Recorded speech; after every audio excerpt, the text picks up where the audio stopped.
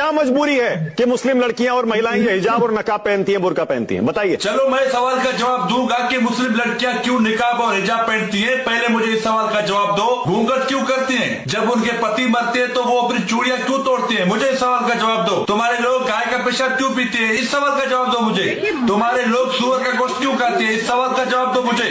तुम्हारे लोग गाय का गोबर क्यों खाते हैं? इस सवाल का जवाब दो मुझे।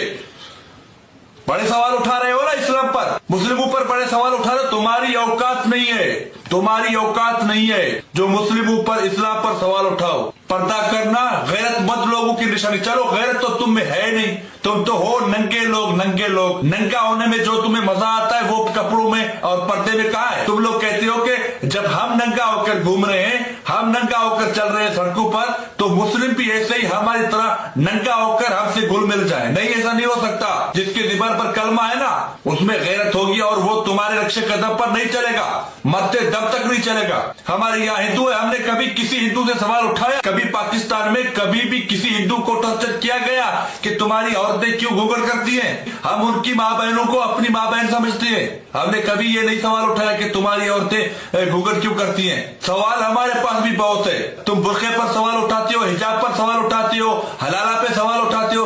वो हमारा मजहब है, हमें मिला है इस्लाम, हम खुशकिस्मत हैं। तो इस्लाम के असूल है, हम उन असूलों पर चल रहे हैं। तुम्हारी हैसियत तो औकात नहीं है जो इस्लाम के बारे में, पर्दे के बारे में, बुर्के के बारे में, हमारी माँ बहनों के बारे में सवाल